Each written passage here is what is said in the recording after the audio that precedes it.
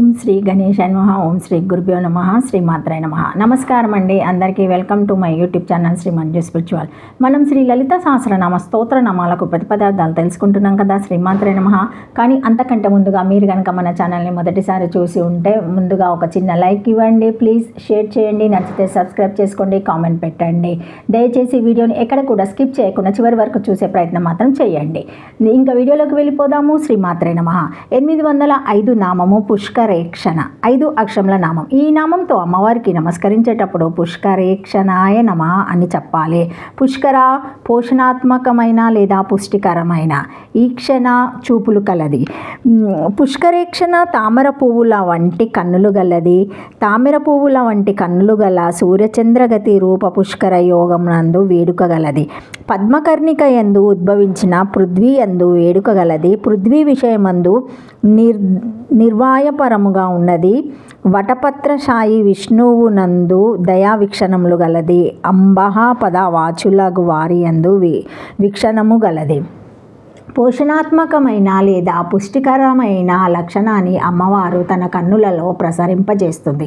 అప్పుడప్పుడు మన ద్వారా కూడా అమ్మవారు ఈ రకమైన చూపులు కలగచేసి ఇతరులపై ప్రసరింపచేయవచ్చు.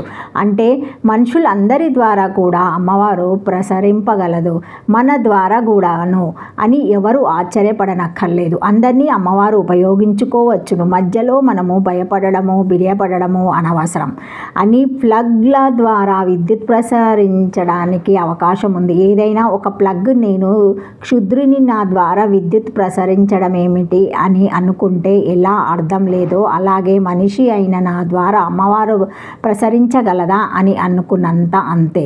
పోషణాంతకమైన పుష్టికరమైన చూపులు గలది అని ఈ నామానికి అర్థము. విశ్వనిఘంటువులో పుష్కర శబ్దమునకు తామర పువ్వు, ఆకాశము, ఊదకము, ఏనుగు, తొండము, చివర భాగము, ఔషధి దీపము, విహాగము, పక్షి, తీర్థరాజము, పుష్కరరాజు, ఊరగము, ఒక పాము, వాద్యముఖము, కాండము, ఖడ్గఫలము అను అర్థములు పద్మపురాణంలో పుష్కర యోగమందు ప్రసిద్ధములుగా చెప్పబడినాయి. సూర్యుడు విశాఖ నక్షత్రమందు ఉండగా చంద్రుడు కృతికా నక్షత్రమందు ఉన్నచో వానికి పుష్కర యోగం అని పేరు. పుష్కర యోగంలన్నిటిలో ఇది చాలా దుర్లభమైనది అని కలదు. లేదా పుష్కరమనగా భూమి అనియు అర్థము. ఈ విషయం కూడా పద్మపురాణందు గలదు. ఇక్కడ పుష్కరమనగా పద్మమర్థము కావున పద్మభాగంలో భూభాగములుగా చెప్పబడినవి.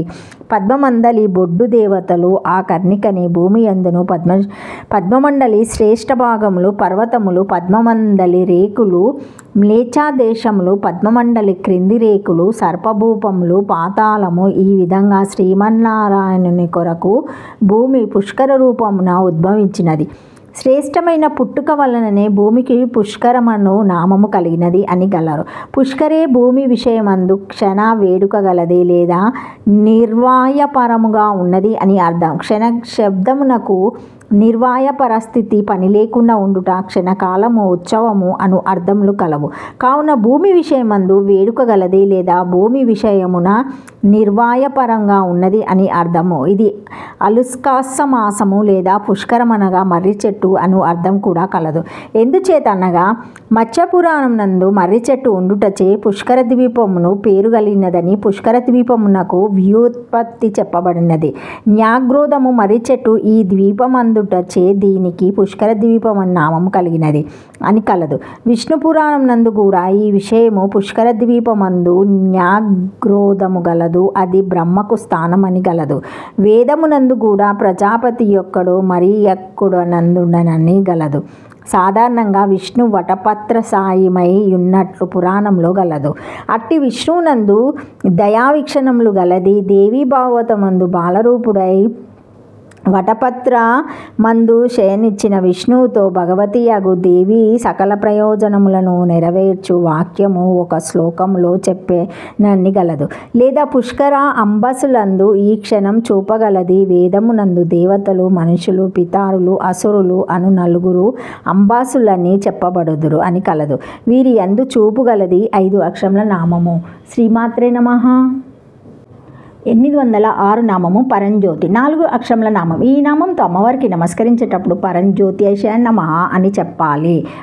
పరమ ఉత్కృష్టమైన జ్యోతి, స్వయం ప్రకాశ స్వరూపిణి. ముందు నామంలో చెప్పిన స్థితిలో మన ద్వారా అమ్మవారు ప్రసరించి సాధనా మార్గంలో మనం ఉండి అమ్మవారికి పూర్తిగా శరణాగతి చెందితే మనందరి వెనుక ఉన్న ఆ పరంజ్యోతి స్వరూపము కనబడుతుంది. అంటే మనలో ఉన్న సాపేక్షత అంతా విచ్చుకొని నిరపేక్షతతో లీనమైన స్థితిలో ఈ పరంజ్యోతి అనుభూతి కలుగుతుందన్నమాట. ఇటు పైన ఏమున్నది అన్న ప్రశ్న మనలో ఎప్పుడు నశిస్తుందో ఆ స్థితిలో మనలో ఉన్న వెలుగు పరంజ్యోతి మనం చదువుకున్న కొలది ఏ విషయంలో అయినా షరతులు పెంచుకుంటాము. అప్పుడు మనకు విషయం గురించి మాత్రమే తెలుస్తుంది. శ్రీమాత్రే నమః. కానీ విషయము సూటిగా డైరెక్ట్గా తెలియదు. అప్పుడు దాని చుట్టూ తిరుగుతాము తప్ప దానిలోకి ప్రవేశించలేము. అసలైన అనుభూతిని పొందలేము. విత్తనము నుండి చెట్టు నుండి విత్తనము అనే పూర్తి చక్రభ్రమణ మార్గము తెలిసినప్పుడు ఈ పరంజ్యోతి తెలిసినట్లే. కానీ విత్తనము ముందా చెట్టు ముందా అని ప్రశ్న వేస్తే వాడికి ఈ పరంజ్యోతి దర్శనం ఇవ్వదు. ఈ పరంజ్యోతిని దర్శించడానికి ఎక్కడికో వెళ్ళనక్కర్లేకుండా మనలోనే ఈ పరంజ్యోతిని ఆత్మజ్యోతిగా దర్శించుకునే స్థితి కూడా మనం ఎదగాలి. పరమోత్కృష్టమైన స్వయం ప్రకాశ స్వరూపిణి అని ఈ నామానికి అర్థము. శ్రీమాత్రే నమః. Thank you for watching my video. Please like, share, comment, subscribe to my channel. మరిన్ని వీడియోస్తో మళ్ళీ కలుస్తానండి. ఈ వీడియో కనుక మొదటిసారి ఎవరైనా చూసి ఉంటే తప్పకుండా ఒక చిన్న లైక్ ఇవ్వండి, షేర్ చేయండి, కామెంట్ పెట్టండి, నచ్చితే సబ్స్క్రైబ్ చేయండి. Thank you. శ్రీమాత్రే నమః. ఓం నమః శివాయ.